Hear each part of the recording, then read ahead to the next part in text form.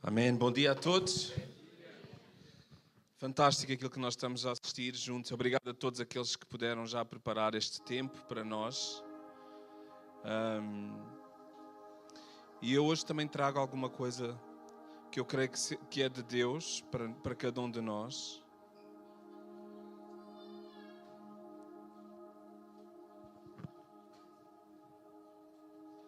E é claro que a tónica não muda. Nós vamos continuar a falar sobre o céu na terra. E nós podíamos continuar a ver estes pequenos clipes, não é? Temos estado a ser bombardeados com esta mensagem da forma como Deus desceu à terra para resgatar a humanidade. Amém? Eu gostava de fazer uma oração primeiro, de orar convosco, de nós orarmos juntos e de agradecermos a Deus uma vez mais. Pode ser? Podemos curvar as nossas cabeças? Sim.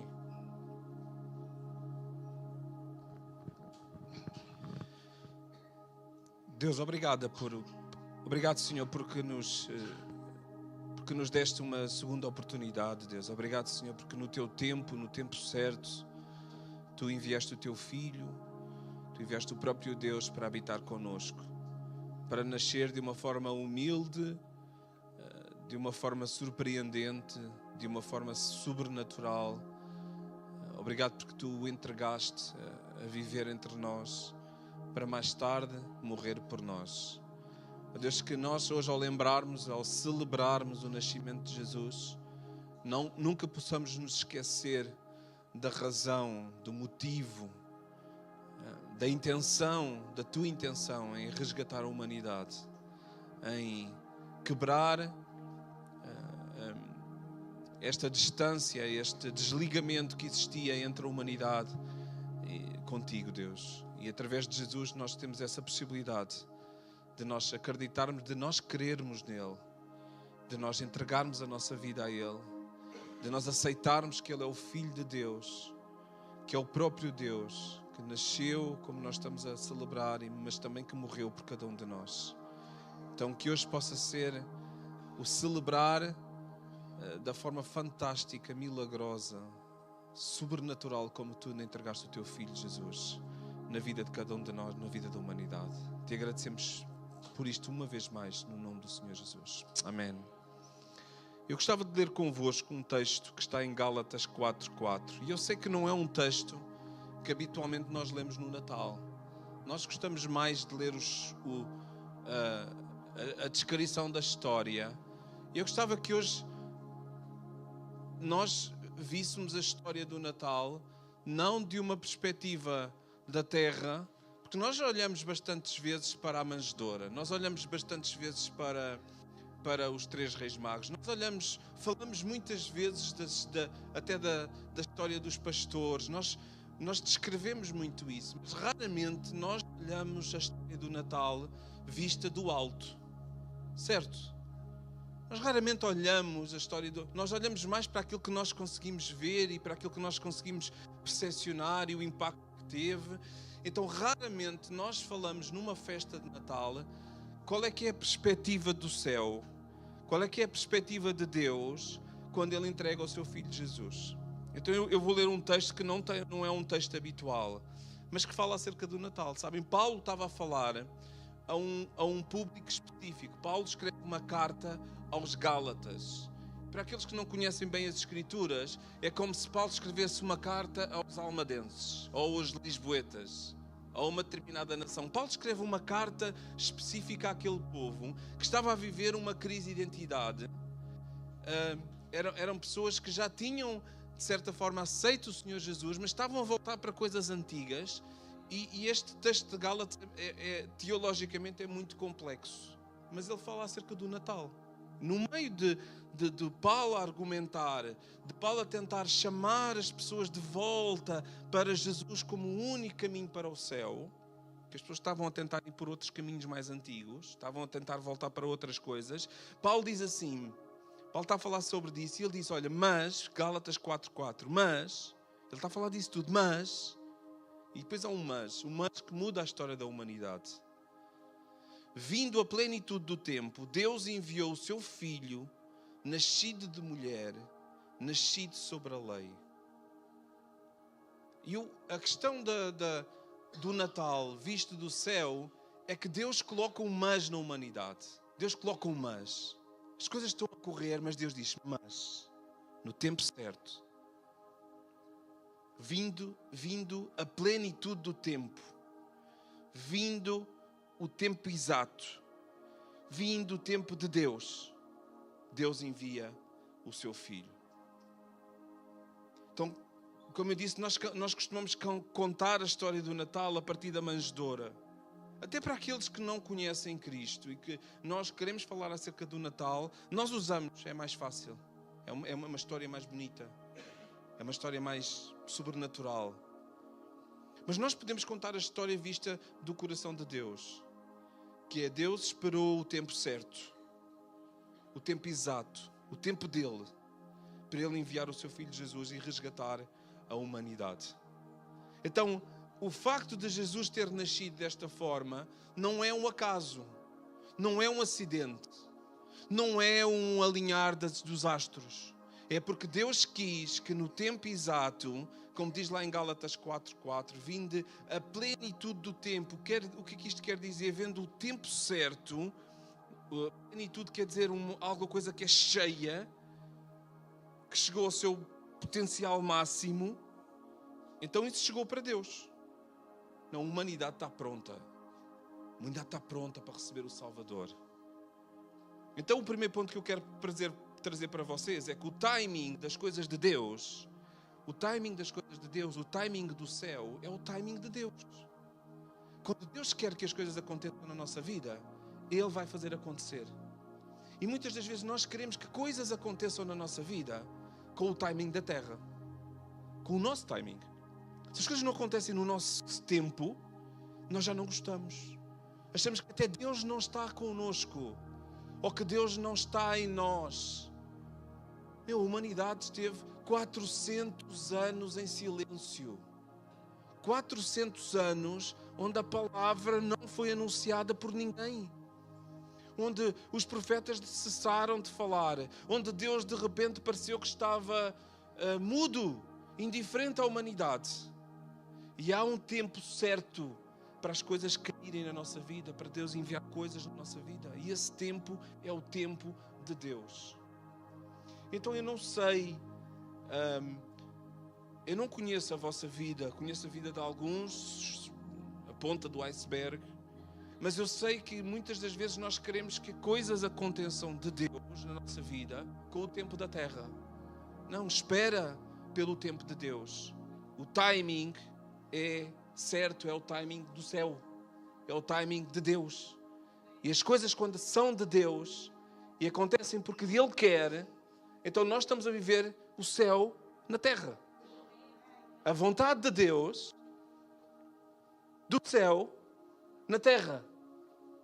E muitos de nós, alguns de nós, queremos viver as coisas do céu com o tempo da terra. Nós queremos ter o emprego certo, queremos ter o relacionamento certo, queremos estar na igreja certa, queremos ter a postura certa, com os nossos próprios timings e não com o tempo de Deus. Então o silêncio de Deus nunca é ausência ou distração. O silêncio de Deus que tu podes escutar na tua vida. E o silêncio de Deus pode ser porque tu fizeste uma pergunta e tu não tens uma resposta. Ou o silêncio de Deus pode ser porque tu estás a viver uma situação difícil, dura, crítica, avassaladora e tu não ouves resposta de Deus. Mas espera pelo tempo de Deus. Ouçam, e o tempo de Deus é um tempo que é dele. Que criaturas, que humanidade somos nós, se nós discernir e conseguimos colocar Deus numa caixinha onde nós sabemos aquilo que Ele vai fazer. Ou se nós vamos entender sequer o porquê é que Ele está a fazer certas coisas, ou porquê é que nós temos que viver certos processos. Ou nós acreditamos em Deus, ou nós acreditamos em qualquer coisa que nós conseguimos explicar. E o tempo de Deus vai chegar à nossa vida. E muitas vezes o que chega no tempo de Deus não é aquilo que nós queremos viver. É outra coisa. Mas isso não deixa de ser o céu na terra. A vontade de Deus na terra. Então, quando o céu desce à terra, depois de haver este silêncio, havia aqui algumas coisas que estavam conjugadas. Então, o mundo, a humanidade, ou parte do mundo, estava unificado por um império, o Império Romano. Curiosamente, foi esse mesmo império e foi esse mesmo povo que conseguiu criar e tinha a engenharia necessária para criar estradas, pontes. Então o Evangelho passou a ter estradas para poder caminhar. Existiam estradas, existiam caminhos, viagens puderam começar a ser feitas. Existia uma língua como comum, normalizada. Havia um povo, o povo de Israel, o povo de Deus, que estava a ser esmagado por um peso espiritual da lei, onde existia um conjunto de regras que eram necessárias ser observadas para que o povo pudesse andar de acordo com uma consciência espiritual. E isso demonstrou a incapacidade do homem de apenas seguir um conjunto de regras. Nós não conseguimos, nós vamos falhar sempre. Sempre. Sempre. Por isso é que Deus envia a Ele mesmo, o próprio Deus, sem falhas, imaculado, para viver entre nós, para passar por aquilo que nós passamos, para poder passar pela mesma humanidade que nós passamos e não pecar. Então só há um único caminho, uma única pessoa que pode dizer: não, eu estive lá, eu caminhei os mesmos caminhos que vocês e eu não pequei. E ainda assim, vocês crucificaram. Ainda assim, vocês me mataram. E vocês não me aceitaram. Mas ainda assim, eu depois de nascer, de crescer e de iniciar o meu ministério, eu fui uma cruz, fui crucificado e eu pude manifestar que eu era Deus. Porque eu ressuscitei. Eu estou a falar como se fosse Jesus a falar, ok? Não sou eu. O próprio Jesus pode dizer isso. Eu sou o único. Vocês podem colocar os olhos e dizer assim: eu sei qual é que é o vosso sofrimento.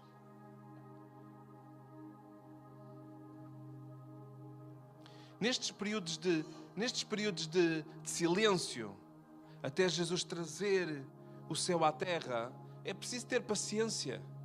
É preciso nós estarmos firmes, sermos firmes. É preciso nós lutarmos contra a nossa própria carne. É preciso nós lutarmos com a nossa vontade de desistir. É preciso nós lutarmos com a nossa vontade de não encontrarmos em Deus, vamos procurar noutro sítio. Às vezes é na bebida, às vezes é no trabalho, às vezes é num outro relacionamento fora do casamento, às vezes é numa outra coisa qualquer, mas como Deus não dá, no tempo que eu quero, eu vou tentar encontrar. Às vezes é na medicação, às vezes é numa outra religião, que seja. E na Bíblia há um caso de um homem chamado Simeão. E Lucas está a contar a história e ele coloca lá este homem, esta história de um homem que diz em Lucas 2,25, diz assim: havia em Jerusalém um homem chamado Simeão. Era um homem como eu e um homem como tu. Era um homem. E este homem tinha pelo menos três características. Ele diz que este homem era justo, este homem era piedoso e ele esperava a consolação de Israel. Então este era um homem que tinha o coração no sítio certo, era um homem de caráter e ele esperava o Salvador. Este homem simboliza os israelitas que escutaram lá atrás que o Salvador vinha e viria, que ia salvar e ia resgatar a humanidade, e este é daqueles que decidiu esperar. Então havia este homem havia. Ele era justo, piedoso e esperava a consolação de Israel. E o Espírito Santo estava sobre ele. Se tu estás à espera de alguma coisa em Deus, tu tens que manter o teu caráter, tu tens que ser justo, tu tens que ser piedoso, tens que esperar, e o Espírito Santo vai estar sobre ti se tu aceitares o Senhor Jesus como teu Senhor e Salvador. O Espírito Santo habita em ti. Mas se tu te aproximares de Deus, se tu caminhares junto de Deus, tu vais ter mais possibilidades de ver aquilo que o Espírito Santo tem para te revelar. E porquê é que eu sei isto? Porque o texto diz que o Espírito Santo estava sobre ele, e logo a seguir diz assim: e revelara-lhe o Espírito Santo. O Espírito Santo estava sobre ele e o Espírito Santo revelou-lhe coisas durante a caminhada. E diz assim: revelou-lhe o Espírito Santo que ele não veria a morte, que ele não ia morrer, antes de ver Cristo o Senhor. Ver Cristo o Senhor. Então este era um homem israelita que tinha ouvido a história, que sabia da história que o Salvador iria chegar, e ele vivia, ele era submisso a Deus, ele era um homem de caráter, ele era piedoso, ele provavelmente vivia no templo constantemente, vivia as coisas de Deus, e por causa de tudo isso, Deus deu-lhe uma revelação. Deus entregou-lhe alguma coisa específica. Ele disse assim: olha, tu não vais morrer sem ver isso que tu tanto anseias, que é o Filho da Consolação. Reparem, e no meio da espera, ele diz assim, Lucas 2:27, movido pelo Espírito que habitava nele, que estava com ele foi ao templo, e sabem quem é que ele encontrou? Maria, José e Jesus, menino. E o texto diz que ele pega na criança, ele não chegou lá e não raptou a criança, ok?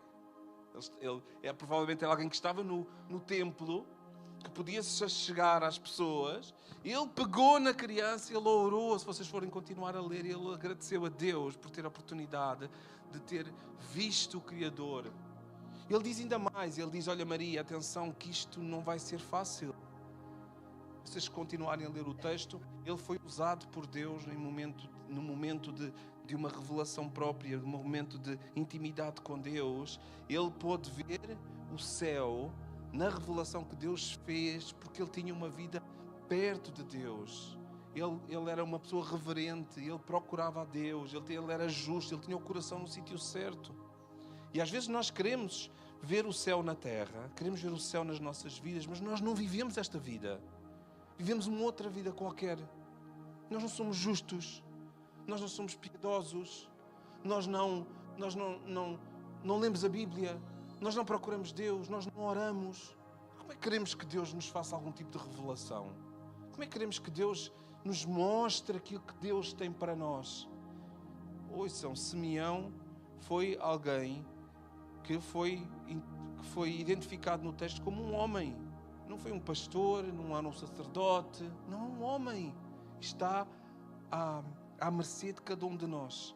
Sermos homens e mulheres, jovens, crianças justas, e esperar em Deus aquilo que Ele tem para nós. Amém? Muitos,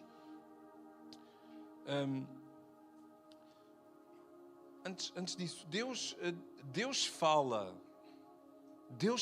aos nossos corações, Deus fala, o céu fala, mas Deus procura pessoas que estejam atentas, Deus procura ouvintes, Deus procura pessoas que entendam e consigam perceber aquilo que Ele está a dizer. E nós só vamos conseguir perceber o que Ele está a dizer se nós caminharmos com Ele. É como se Deus tivesse um idioma próprio, um idioma espiritual. E se nós nos habituarmos muito à sua voz, nós vamos ouvir mais vezes, nós vamos entender melhor aquilo que Ele... Nós não vamos achar que é estranho, não vamos achar que é a nossa cabeça. Sabem, quando há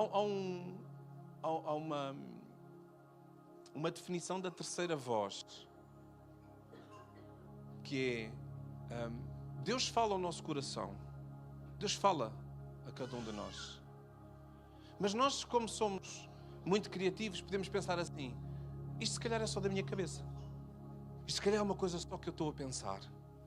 É só a minha imaginação. Eu li alguma coisa, ouvi um louvor, alguém me disse uma coisa, então se calhar isto pode ser só da minha imaginação. Só que o que é que acontece? Nós temos uma segunda forma de contrapor isso, que é a palavra. Então a palavra de Deus é a segunda voz. A primeira voz é o que tu ouves, é o que tu sentes, que tu achas que pode ser Deus a falar contigo. A segunda voz é a palavra. Deus não fala nada que não esteja na palavra. Não é que tudo o que está na palavra é para ti, mas aquilo que Deus fala à tua vida tem que ser contraposto com a palavra. Deus não se vai negar. Ele não é esquizofrénico. Ele não vai dizer, para ti vais fazer assim. Eu digo outra coisa na minha palavra, mas tu vais fazer assim. Não. Então, se Deus fala alguma coisa ao teu coração, lê a palavra. Vê se há alguma coisa na palavra que diz assim, olha, não faças isso. Isso não tem nada a ver comigo. Ok, então tu dizes assim, Deus falou, eu acho que é de Deus. A palavra não desmente. Pelo contrário, até tem casos que Deus falou da mesma maneira. Mas vai acontecer uma terceira pessoa. Deus vai trazer alguém de fora do teu contexto. Então Maria e José estavam para apresentarem a criança. Era uma prática. Estarem com a criança no templo. E o texto não nos diz que Maria e José conhecem Simeão. Mas o que acontece é que há uma terceira voz na vida de Maria e José que entra na vida deles e vem confirmar que aquele era mesmo o Consolador. Então Simeão foi a terceira voz. Foi a voz que era necessária Maria e José terem para confirmar. Então se há coisas que tu tens na tua vida que tu estás à espera do céu na terra, tu tens que procurar primeiro aquilo que Deus está a falar ao teu coração, entender isso. Tu tens que olhar para as Escrituras e perceber se isso faz sentido. E tu tens que estar atento das terceiras vozes que Deus coloca à tua volta. Pessoas que te estão a dizer coisas que vão confirmar aquilo que Deus está a falar ao teu coração. Amém? E Simeão foi isso na vida daquele casal. O segundo ponto é que Deus enviou o seu Filho. O Filho é vindo do céu. Jesus, ainda que tenha vivido e nascido, encarnado naquela criança, Jesus é do céu. Diz o texto em Gálatas 4:4, Paulo está a dizer, quando chegou o tempo certo, Deus enviou o seu Filho. Deus enviou, Deus mandou, Deus comissionou. O texto não diz, Deus criou um filho, Deus criou um cenário. Não. O menino Jesus já existia. Ele já estava lá desde o início da criação. Ele enviou o seu próprio filho. Ele não diz Deus revelou. Não, ele diz ele enviou o seu filho. Isso quer dizer que isso apela à pré-existência do filho. O menino nasceu para nós. O bebê nasceu para nós. O bebê nasceu, encarnou na nossa limitadamente. Ele tinha que nascer desta maneira. O que é que iria acontecer se de repente Jesus aparecesse? Do nada? Não. Ele nasceu, Deus prepara o caminho para que nós pudéssemos processar, porque é assim que as crianças, é assim que a humanidade nasce. Ainda é assim, não é? Não perdi nada. Continua a ser assim ainda? É assim. Fazer eles acontecerem é outra coisa, mas nascer ainda é assim. Então Deus prepara o nascimento de Cristo para que nós pudéssemos entender, para que fosse fácil para nós, para que Ele se ligasse com a humanidade. Então Deus envia o seu Filho numa forma, num formato que nós pudéssemos entender. Há vários, por acaso não tenho aqui os textos, mas há vários textos no Novo Testamento onde Jesus está a fazer o que Jesus faz, lá com os discípulos, e está a conversar com as pessoas, e depois o texto diz assim, e Jesus desaparece. Não sei se vocês já repararam disso. Jesus ausenta-se. Eu gostava de estar lá, que eu queria perceber como é que isso era, que era se ele fazia assim, puf, e desaparecia. Não, que eu acho que Jesus era meio ninja. Jesus estava no meio das conversas, o pessoal começava tudo a conversar e ele começava tipo a andar para o lado e ia à sua vida e desaparecia. Mas não foi isso que aconteceu aqui. O que acontece não acontece por acaso. Não acontece de uma forma, olha, parece-me que pode ter uma boa... Não. Isto que nós vimos acontecer, estas conversas, eu consigo imaginar estas conversas no céu. Isto a acontecer, como é que nós vamos colocar naquelas mentes que o Filho de Deus vai descer à terra? Temos que fazer disto de uma forma que eles entendam. Então, o Filho é do céu. Ele veio à terra, ele habitou connosco, mas o menino Jesus já existia. Não na forma de um menino, mas na forma de Deus. Amém? E nós vemos que isto não é um plano, é um plano da Trindade, do Pai, do Filho e do Espírito Santo. É um plano das mesmas pessoas, se vocês me deixarem passar esta expressão, das mesmas pessoas que estiveram lá no momento da criação. É as mesmas pessoas que pensaram isto. Quem pensou a criação, pensou a manjedoura. Quem pensou a criação para a humanidade, na forma como Deus tinha pensado, foi as mesmas pessoas que pensaram a manjedoura para a humanidade. O céu não enviou nenhuma mensagem. O céu enviou o Filho. Então, se nós achamos que, se algum de nós tem dúvidas que Deus nos ama e que Deus existe e que Deus, porque é que os porquês da vida, Deus enviou-se a si mesmo para estar connosco, para viver connosco, para nos entender.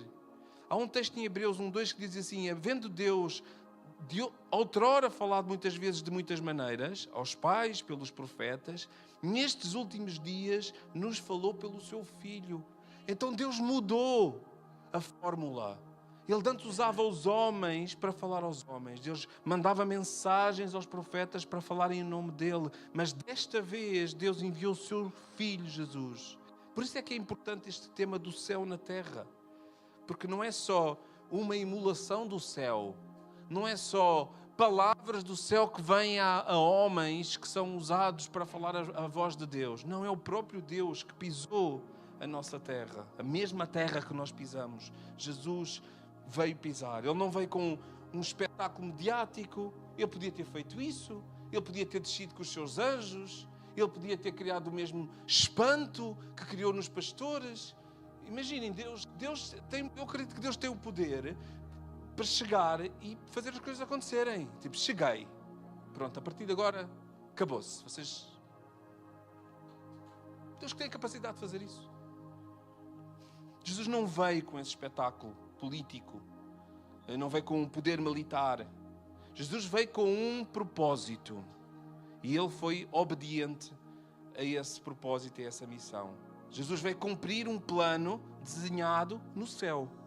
Que ele iria nascer, ele iria crescer, ele iria habitar conosco, ele iria se revelar como o Filho de Deus, ele iria exercer a sua missão e ele ia ser crucificado, ele ia ser julgado por pecados que não tinha, ele ia morrer fruto da maldade da humanidade, fruto do julgamento da humanidade, mas ele ia demonstrar que ele era Deus, mesmo Deus, porque ele ressuscitou.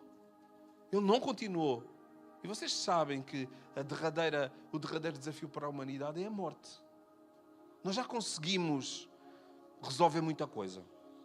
A humanidade acha que já conseguiu resolver muita coisa. A humanidade já conseguiu fazer clonagem. Imaginem, clonagem. A humanidade, com a permissão de Deus, já conseguiu criar duas coisas praticamente iguais. Mas a humanidade não vence a morte. Só existiu um que venceu a morte. Foi Jesus. E todos aqueles que foram ressuscitados por quem? Por Jesus. Aquele que tem o poder sobre a morte. Deus tem o poder sobre a vida e sobre a morte. Então, quando nós queremos apelar à vida, nós não podemos apelar uns aos outros. Nós não temos essa capacidade. Nós temos que apelar ao Pai. Temos que apelar ao próprio Jesus.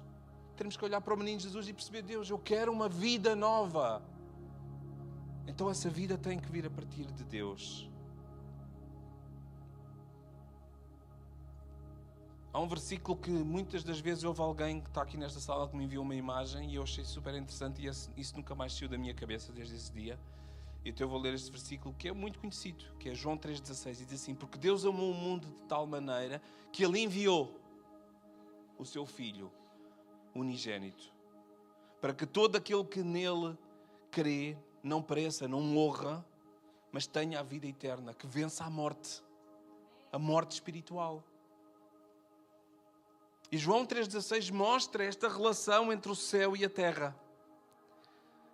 Mostra a origem. De onde é que nasce isto? Porque Deus amou. Quem é que amou? O céu amou. Foi o céu que amou. Começa no céu.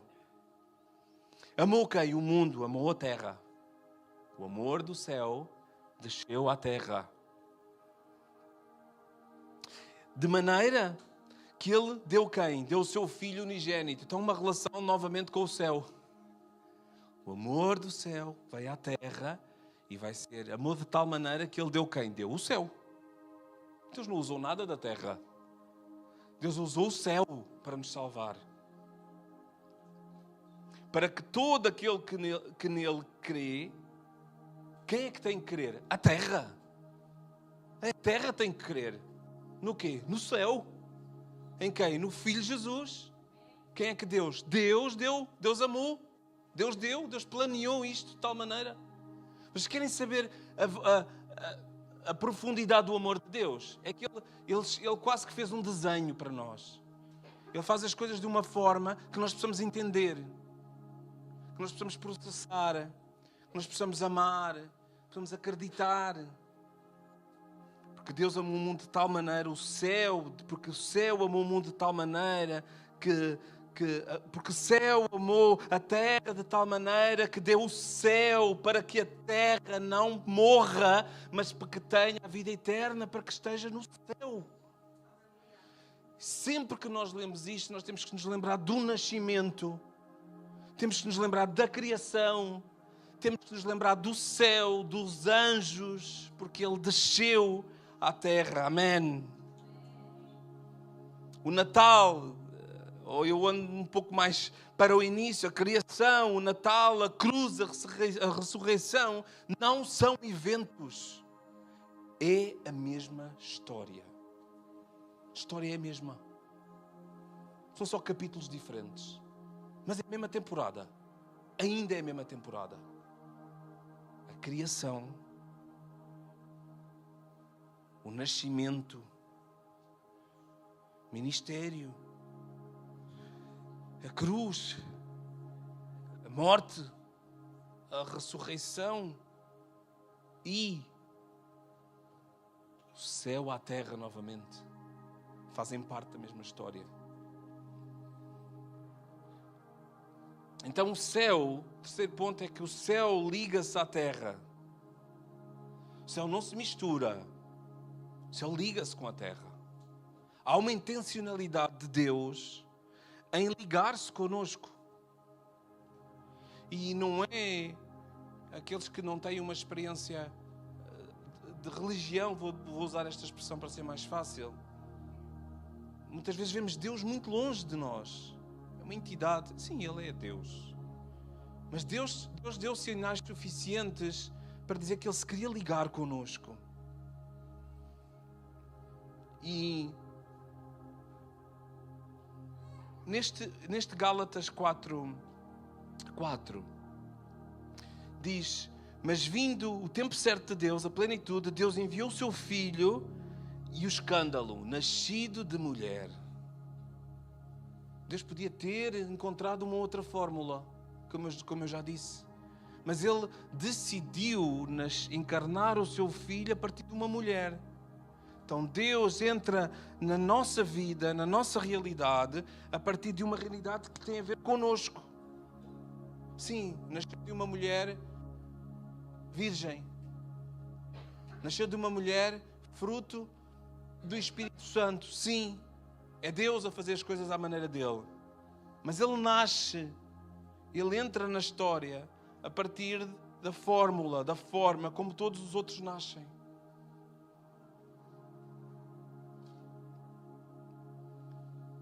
Então o céu liga-se à terra e o céu ainda se quer ligar à terra. O céu ainda tem essa intenção de se ligar com a terra, como teve com Cristo e como tem com cada um de nós. O Filho de Deus, Ele assume uma plena humanidade. Ele não aparece, Ele não aparece como um anjo, onde ele aparece e desaparece. Onde ele aparece com uma grande luz e ilumina e deixa todos, uau. Que é preciso dizer, não temas, calma, não te assustes, calma, eu não te vou fazer mal. Não, Jesus aparece como uma pessoa normal entre nós. Ele não aparece disfarçado, ele aparece de carne e osso. Jesus aparece com uma dor real. Jesus aparece com uma humanidade real. Jesus torna-se 100% Deus e 100% homem. Cristo entra nesta condição, Cristo tem esta condição para poder ganhar o nosso coração, redimir-nos, poder nos levar até à salvação a partir de dentro, a partir de nós mesmos. Para que nós nos pudesse ser mais fácil para nós. Porque senão nós íamos dizer, pudera, ele é fácil, ele é Deus, ele nunca viveu isto. Ele não sabe o que é ter medo, ele não sabe o que é sofrer, ele nunca sofreu dor, ele nunca lhe cravaram uma coroa de espinhos na cabeça, ele nunca foi cuspido, nunca disseram mal dele nas costas dele. Não, nós não podemos dizer isso acerca de Cristo. Ele morreu em sofrimento. Isso é fácil dizer, Deus nunca teve depressão. Não, o jardim do Getsemane foi o quê? Não foi uma depressão? Achar que o pai o tinha abandonado? Achar que estava sozinho a viver aquilo? A suportar o peso do pecado do mundo nos seus ombros? Ouçam, tu hoje se vives longe de Deus, Deus conhece a tua vida, Ele conhece o teu sofrimento. Olha, tu hoje que estás aqui, se tu vives já perto de Deus, Deus conhece o teu sofrimento. Deus tem empatia contigo, porque Ele sabe, o próprio Jesus sabe. Ele foi magoado, Ele foi cuspido, Ele foi traído, Ele foi morto injustamente. Se querem se aproximar de alguém que sabe o que é injustiça, aproximem-se de Cristo. Ele sabe o que é injustiça. O céu ligou-se à terra. Jesus nasce e tem este momento romântico, quase romântico, bonito, leve, mas muito profundo. Ele nasce para sofrer no seu corpo as injustiças do mundo, para provar, para passar pela humanidade sem pecado. E o objetivo era esse.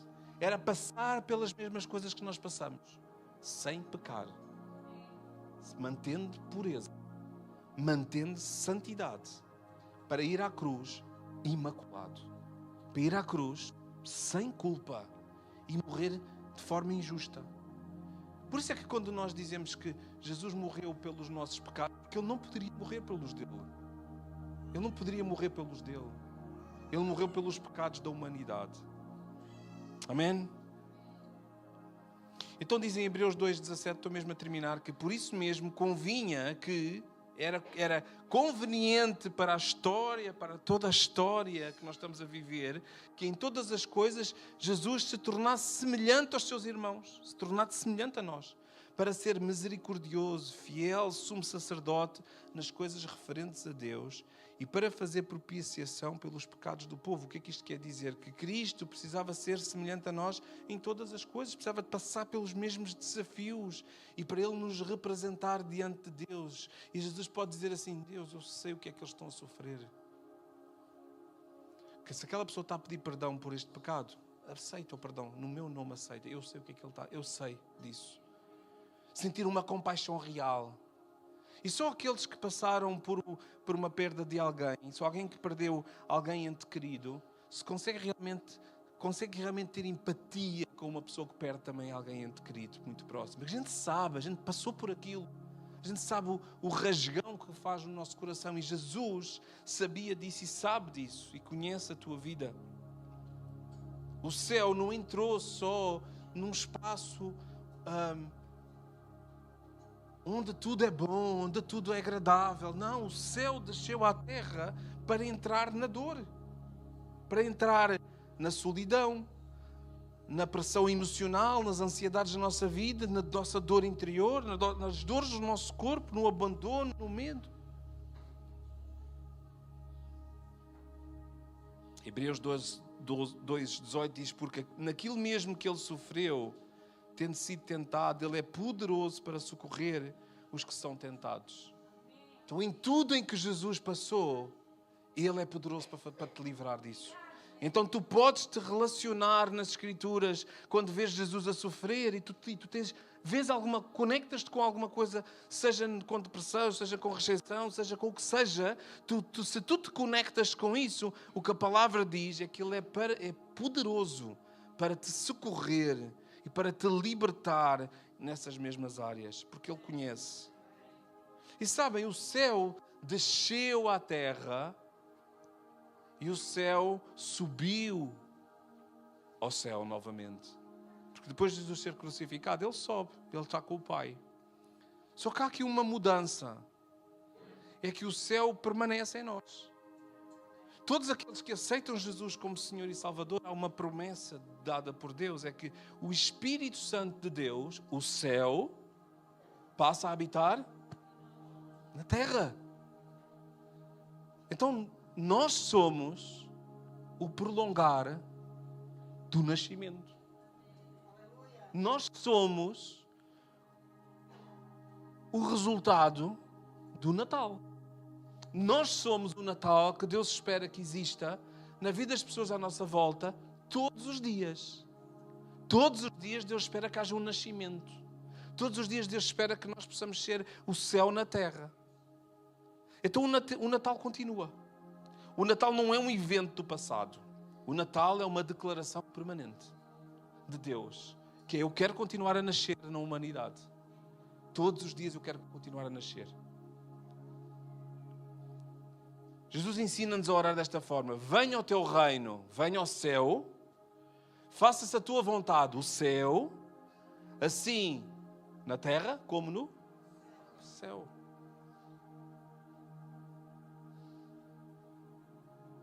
Então o desafio hoje não é só nós celebrarmos o Natal. Não é nós só nos lembrarmos que o Natal existe. É nós percebermos que há uma conspiração de Deus de amor pela humanidade. Que é Deus constrói tudo isto. Deus faz uma cenografia para nós podermos entender. E por isso é que nós fazemos decorações de Natal. E fazemos porquê? Para que seja mais fácil de eu estar a pregar e vocês estarem a ver uma nuvem e o céu a descer à terra. Deus fez isso connosco. Fez isso com a história. Jesus utilizou parábolas, histórias, para que as pessoas pudessem entender. Então Ele faz isso, entrega o seu Filho Jesus, entrega o céu à terra, para que a terra pudesse ser abençoada, possa ser curada, resgatada e a terra possa se conectar com o céu. E para isso Ele conta com cada um de nós. Não para usarmos o Natal como um evento, não para usarmos o Natal por causa da ceia de Natal, mas para que Deus possa usar-te como o céu na terra. Tu possas ser o céu na tua mesa lá de jantar. Tu possas dizer alguma coisa naquela noite de Natal, onde nós reunimos as nossas famílias, que possas dizer assim: isto é o céu na terra. E pronto, está feito. O meu Natal está feito. Aquilo que podia fazer está feito. Porque é isso que Deus espera de nós. Que nós possamos continuar a nascer todos os dias. Amém? Deus abençoe.